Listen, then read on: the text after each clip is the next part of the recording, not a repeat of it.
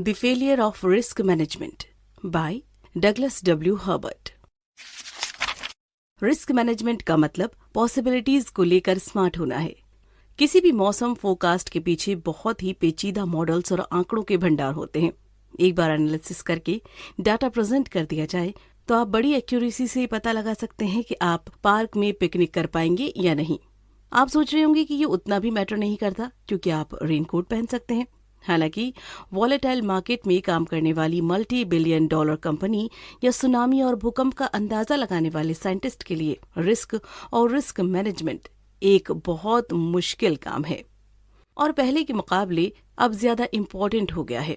लेकिन बहुत सारे तरीके जो रिस्क को समझने और उन्हें कंट्रोल करने के लिए इस्तेमाल होते हैं गलत हैं। लकीली इस प्रोग्राम से निकलने के रास्ते हैं। ये समरी आपको बताएगी कैसे। इस समरी में आप जानेंगे कि क्यों एक्सपर्ट की राय पुरानी हो चुकी है, मोंटे कार्लो का रिस्क मैनेजमेंट से क्या नाता है और आप उस इवेंट के रिस्क का अंदाजा कैसे लगाएंगे जो पहले कभी नहीं हुआ हो। आपने रिस्क मैनेजमेंट का नाम तो सुना होगा। ये उन जॉर्गन्स का हिस्सा है जो ऑर्गेनाइजेशन और गवर्नमेंट यूज करती है, लेकिन अब इस शब्द का इस्तेमाल आम लोग भी करते हैं। रिस्क मैनेजमेंट की बहुत सारी डेफिनेशन होने के बावजूद ये चीजों को सिंपल रखने में मददगार है। शुरुआत रिस्क से करते हैं। आप कह सकते हैं कि रिस्क किसी अनडिजायरेबल इवेंट की पॉसिबिलिटी और उसका साइज है। एग्जाम्पल के लिए साइंटिफिक और मैथमेटिक में रिस्क किसी इफेक्ट की प्रोबेबिलिटी और मैग्नीट्यूड को कहते हैं। लेकिन प्रोबेबिलिटी और मैग्नीट्यूड क्या मेजर करते हैं? प्रोबेबिलिटी हमेशा अजीब घटनाओं का अंदाजा लगाती है, जबकि मैग्नीट्यूड कई तरीकों से मापा जा सकता है। आमतौर पर पैसों या जिंदगियों के नुकसान से, जैसे कि किसी एक्सीडेंट में कितने पैसों का नुकसान हुआ या फिर कितने लोग मारे गए, इसे मैग्नीट्यूड कहते हैं। याद रखिए, ये अनचाहा हादसा कुछ भी हो सकता है, नेचुरल डिजास्टर से लेकर किसी बड़े प्रोडक्ट के रिकॉल और पॉलिटिकल उठापटक तक। अब आप रिस्क के बारे में जान चुके हैं, तो इसे मैनेज करने का क्या तरीका होता है? रिस्क मैनेजमेंट का मतलब खतरा कम करने के लिए अपने रिसोर्सेज का बेहतरीन इस्तेमाल करना है। मैनेजमेंट की सबसे कॉमन डेफिनेशन अपने मकसद को पूरा करने के लिए प्लानिंग, ऑर्गेनाइजेशन, कोऑर्डिनेशन और रिसोर्सेज का सही इस्तेमाल करना है। दूसरी तरह कहें तो आप जो चाहते हैं उसे पाने के लिए अपने पास मौजूद हर सहूलत का इस्तेमाल करना है। किसी भी गोल को अचीव करने के लिए रिस्क मैनेजमेंट उस मकसद के रास्ते में आने वाले रिस्क को कम करने की कोशिश करता है। दूसरे मैनेजमेंट टास्क की तरह ही रिस्क मैनेजमेंट भी पैसे और वक्त जैसे लिमिटेड सोर्स का बेहतरीन इस्तेमाल करना ही है। आप रिस्क मैनेजमेंट के बारे में जान चुके हैं। अब ये जानने का वक्त है कि रिस्क मैनेजमेंट कैसे डेवलप हुआ और आज के वक्त में इस्तेमाल होता है। दुनिया भर की कंपनियों में रिस्क मैनेजमेंट की इम्पोर्टेंस बढ़ती जा रही है। ये कहा जा सकता है कि ऑर्गेनाइजेशनल रिस्क मैनेजमेंट तब शुरू हुआ जब किसी राजा या लीडर ने अपने शहर की दीवारों को मजबूत करने का फैसला लिया या फिर कड़ी सर्दी के दिनों में नियमों की सख्ती कम कर दी। लेकिन रिस्क मैनेजमेंट का मतलब पहले से बहुत ज्यादा बदल चुका है। कंप्यूटर के आगमन ने इस फील्ड को बहुत तेजी से बदल दिया है। लेकिन डिजिटलाइजेशन से पहले 1940 में न्यूक्लियर पावर और ऑयल एक्सप्लोरेशन ने रिस्क मैनेजमेंट की मुश्किलों को बढ़ा दिया था और ये एक बड़ी वजह है कि काम का फील्ड अलग होने के बावजूद कंपनियों के लिए रिस्क मैनेजमेंट की इम्पोर्टेंस बराबर है। तो इतनी इम्पोर्टेंट फील्ड में रिस्क मैनेजमेंट कैसे बढ़ा? वर्ल्ड वॉर सेकेंड के बाद कोल्ड वॉर के दौरान रिस्क एनालिसिस का इस्तेमाल एक बहुत बड़ी कामयाबी रही थी। जंग के दौरान वॉर कॉन्ट्स, इंजीनियर और इकोनॉमिक्स का एक ग्रुप को कैलकुलेटिव में बहुत बड़ी ट्रेनिंग दी गई। उन्होंने इस तकनीक का इस्तेमाल तरह तरह की चीजों का पता लगाने में किया, जैसे कि दुश्मन की प्रोडक्शन कैपेसिटी और अटैक के रिस्क के बारे में। लेकिन आज रिस्क मैनेजमेंट का इस्तेमाल जंग के अलावा बहुत सारी जगहों पर होता है। हमारे वक्त में गवर्नमेंट इंस्टीट्यूशन से लेकर कॉरपोरेशन तक सभी अपने फील्ड में आने वाले रिस्क का अंदाजा लगाते हैं। इसे इस तरह समझिए कि 2007 में the economist, Aon corporation, the insurance broker और प्रोविटी, एक रिस्क मैनेजमेंट कंसल्टिंग फर्म ने अलग अलग स्टडी ऑर्गेनाइज की। इस सर्वे ने 29 देशों के 320 ऑर्गेनाइजेशन में रिस्क और रिस्क मैनेजमेंट के रोल के बारे में पता लगाया। नतीजा, हालांकि ये स्टडीज अलग अलग की गई थी और उनका फोकस भी अलग फैक्टर्स पर था, उनके बीच में एक चीज सेम थी। तीनों ही स्टडी ने पता लगाया कि ऑर्गेनाइजेशनल लेवल पर रिस्क मैनेजमेंट का फंक्शन बढ़ता जा रहा है। इस सर्वे के हिसाब से 35 से 60% कंपनियों ने या तो चीफ रिस्क ऑफिसर हायर कर रखा है या हायर करने की सोच रही हैं। एवन की स्टडी बताती है कि सर्वे की गई 88% कंपनियों के बोर्ड रिस्क मैनेजमेंट रिव्यू रखते हैं। तो ये एकदम साफ है कि रिस्क मैनेजमेंट जरूरी है, लेकिन एक दिक्कत है, रिस्क मैनेजमेंट के लिए इस्तेमाल किया जा रहा तरीका गलत है। कैसे? शुरुआत के लिए आमतौर पर वेरी लाइकली जैसे शब्दों का इस्तेमाल रिस्क को डिस्क्राइब करने के लिए किया जाता है और इसका मतलब हर शख्स के लोगों के लिए अलग अलग है। आप किसी भी ग्रुप में स्टेबल अंडरस्टैंडिंग कैसे बरकरार रखेंगे जब ये किया जा रहा काम लेवल 5 जितना असरदार है? दूसरी तरह कहें तो हम सब जानते हैं कि अगर किसी चीज की बहुत कम प्रोबेबिलिटी है तो उसके मीडियम प्रोबेबिलिटी वाले इवेंट के कंपैरिजन में होने वाली पॉसिबिलिटी कम है, लेकिन कितनी कम, ऐसा कह पाना नामुमकिन है। अपनी बात को साबित करने के लिए ऑथर ने एक क्लाइंट जिसने रिस्क असेसमेंट की वर्कशॉप रखी थी से पूछा कि किसी भी इवेंट के बारे में वेरी लाइकली से क्या मतलब है।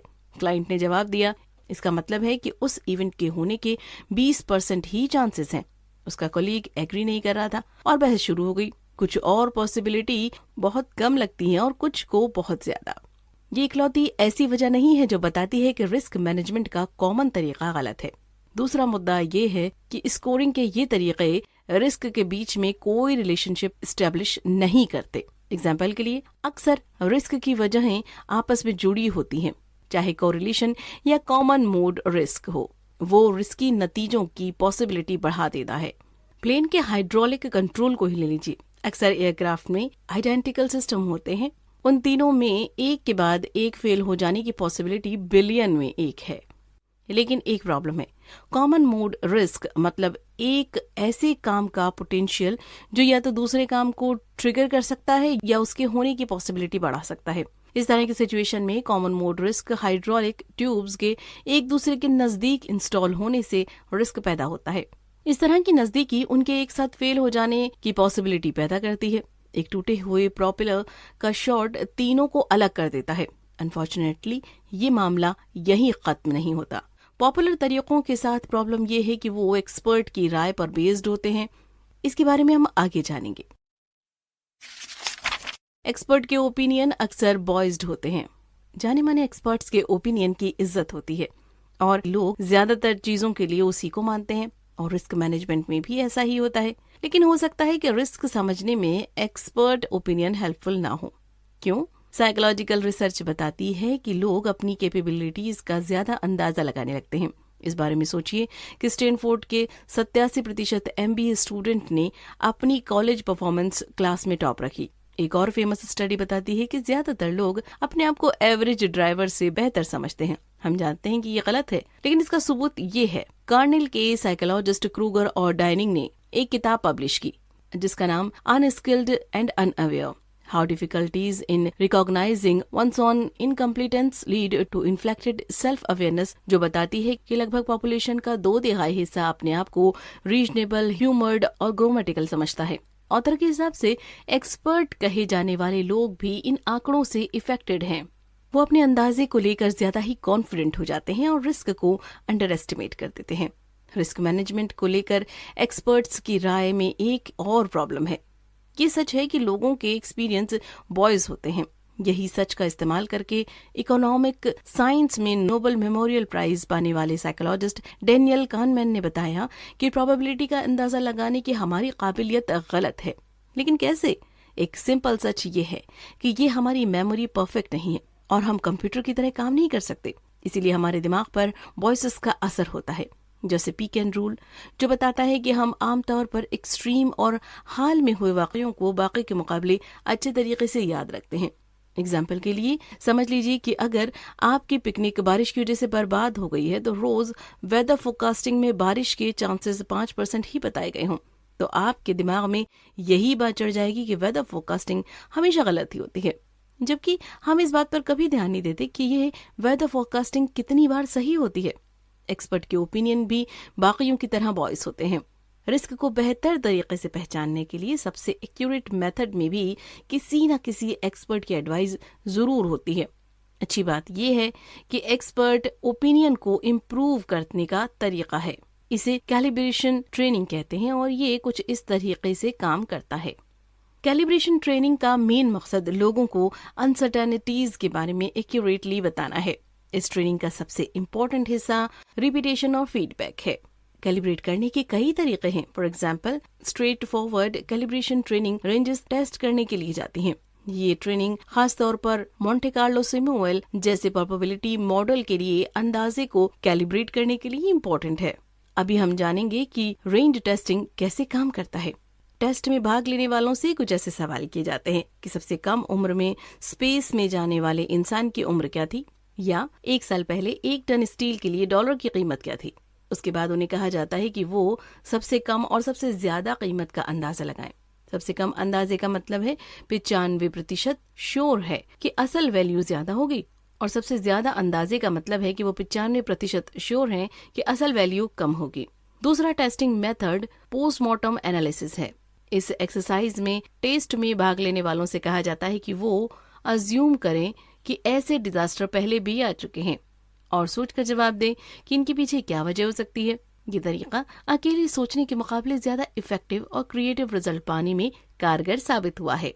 याद रखिए, एक्सपर्ट्स जिन्होंने इन तरीकों का इस्तेमाल करके कैलिब्रेट किया है वो प्रोबेबिलिस्टिक रिस्क असेसमेंट मेथड के डाटा के लिए बेस्ट सोर्स हैं। लेकिन रिस्क असेसमेंट का बेस्ट मेथड क्या है? मोंटे कार्लो सिमुलेशन का इस्तेमाल करके अपने रिस्क का एक्यूरेट अंदाजा लगाया जा सकता है।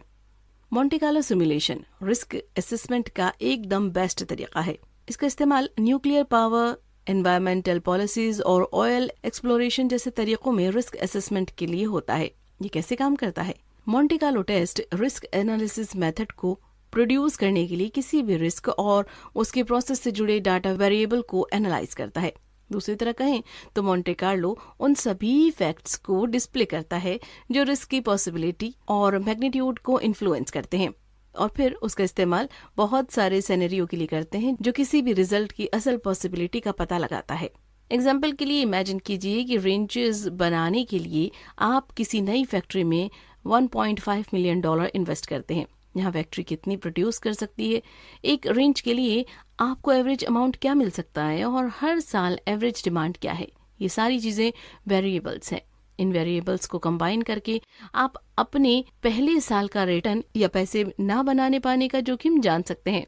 अगला कदम, एक बार आपके वेरिएबल्स सही जगह पर हैं तो आपको उनके लिए रियलिस्टिक रेंजेस सेट करने की जरूरत है। एक आइडियल सिनेरियो के हिसाब से आपके पास टेस्ट के अनुभव से काफी डेटा होगा, लेकिन ज्यादातर मामलों में कुछ हद तक आपको एक्सपर्ट के ओपिनियन पर भरोसा करना होगा, यकीनन कैलिब्रेशन ट्रेनिंग के जरिए इम्प्रूव्ड एक्सपर्ट्स। तो मान लीजिए कि आपका एक्सपर्ट 4 लाख से 1 मिलियन प्रोडक्शन कैपेसिटी के लिए प्राइस बाउंड्री $0.7 से $2.5 और डिमांड रेंज 3 लाख से 1.5 मिलियन का अंदाजा लगाता है। आपका मॉडल तब 10,000 या उससे ज्यादा सिनेरियो क्रिएट करता है और बताता है कि हर सिचुएशन में आपको कितना फायदा या नुकसान होगा। जब तक आपके वेरिएबल्स एक जैसे रहते हैं, इसका मतलब है कि सभी रिजल्ट्स रियल रिटर्न होंगे। याद रखिए, ये हाइपोथेटिकल आसान था और इसमें वेरिएबल्स के बीच कोरिलेशन जैसी ट्रिकी चीजें नहीं आती, जैसा कि डिमांड और प्राइस के बीच में होती है। आप एक स्टैंडर्ड सिमुलेशन में 50 से ज्यादा वेरिएबल्स से डील करते हैं जो आपस में जुड़े होते हैं। मोंटे कार्लो सिमुलेशन जैसे कॉम्पिटिटिव प्रोबेबिलिटी की सबसे कॉमन कमी यही है कि किसी भी इवेंट को सिम्युलेट करने के लिए जरूरत भर डेटा नहीं होता।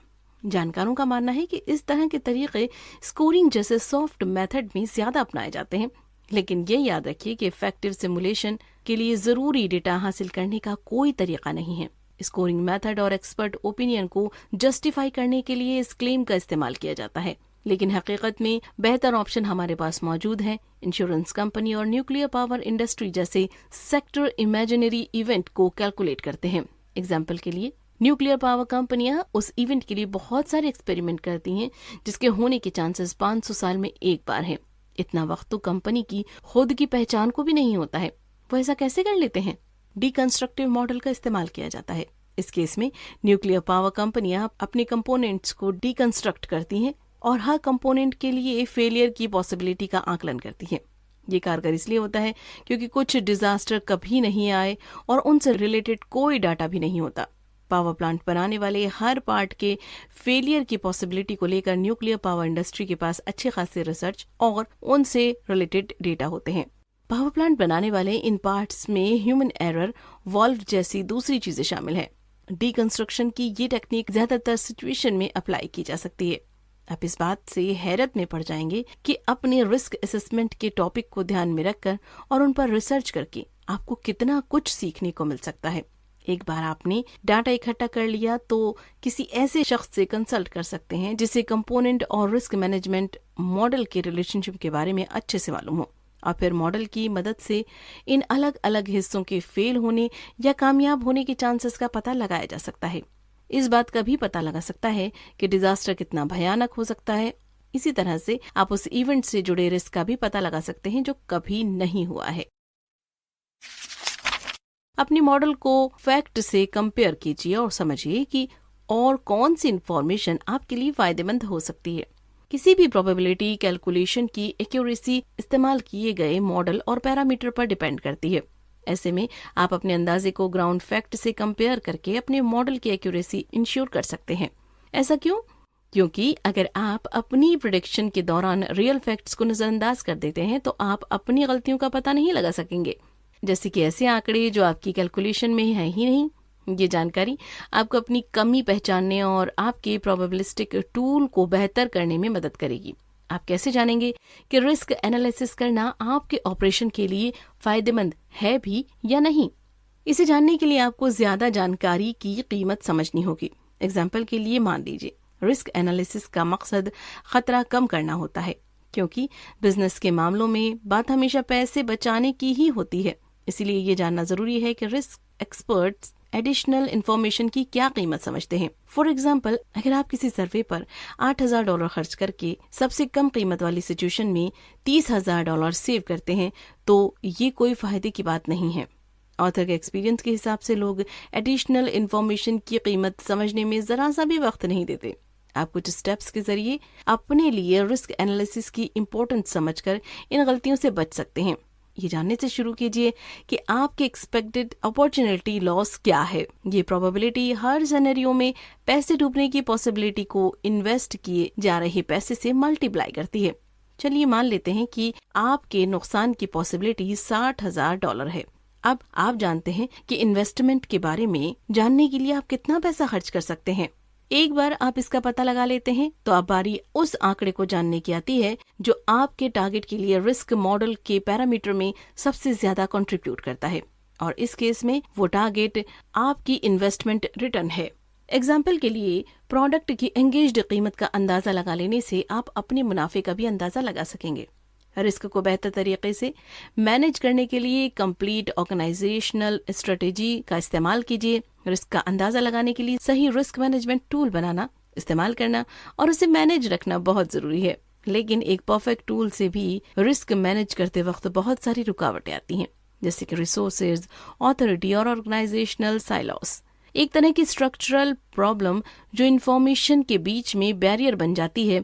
आप सोच सकते हैं कि हर मैनेजर रिस्क मैनेजर होता है, क्योंकि हर मैनेजर को रिस्क और रिटर्न का आकलन करना ही होता है। अक्सर मैनेजर अपने एरिया का रिस्क बहुत अच्छे तरीके से समझ लेते हैं, लेकिन जब एक बड़े लेवल पर डिसीजन लेने की बात आती है जो कई डिपार्टमेंट पर लागू होता है, तो आपको एनालिसिस करने के लिए कंप्रेसिव अप्रोच की जरूरत है। क्यों? क्योंकि ये कंप्रेसिव अप्रोच ऑर्गेनाइजेशन में होने वाली स्ट्रक्चरल प्रॉब्लम अपनी मनमर्जी करने वाले डिपार्टमेंट्स और उन मैनेजर्स से निपटने में मदद करता है जो दूसरों से इंफॉर्मेशन नहीं शेयर करना चाहते। इसीलिए एक ऐसा डिपार्टमेंट होना बहुत जरूरी है जो सब्जेक्ट एक्सपर्ट और डिसीजन मेकर को इकट्ठा करके रिस्क रिलेटेड डिसीजन को रिव्यू और स्टैंडर्डाइज कर सके, क्योंकि ऐसे डिपार्टमेंट्स रिस्क और ऑर्गेनाइजेशन के रिलेशनशिप पर ध्यान रखने के साथ ही उन एक्सपर्ट्स और स्टेक होल्डर्स के साथ तालमेल बिठा सकते हैं जो रिस्क और रिटर्न असेसमेंट के लिए जरूरी है। सिर्फ इतना ही नहीं, एक स्टैंडर्डाइज्ड रिस्क असेसमेंट प्रोसेस होने की वजह से आप इंपीरिकल डाटा जोड़कर सिनेरियो लाइब्रेरी बना करके अपने मौजूदा रिस्क मॉडल को बेहतर बना सकते हैं। सिनेरियो लाइब्रेरी स्टैंडर्ड कॉर्पोरेशन के रिस्क सिनेरियो का कलेक्शन जो वेरिएबल और कोरिलेशन से भरा हुआ है, और इस तरह से ये टूल आपके ऑर्गेनाइजेशन में मौजूद हर शख्स के लिए स्टैंडर्ड की तरह काम कर सकता है।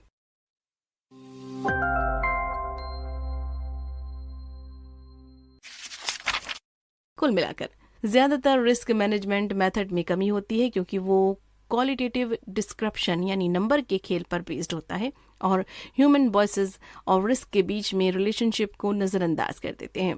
इसीलिए रिस्क को समझने और बेहतर तरीके से मैनेज करने के लिए प्रोबेबिलिस्टिक मॉडल का इस्तेमाल किया जाना चाहिए जो काबिलियत रखने वाले एक्सपर्ट्स और ढेर सारे डाटा पर बेस्ड होता है। The failure of risk management by Douglas W Herbert.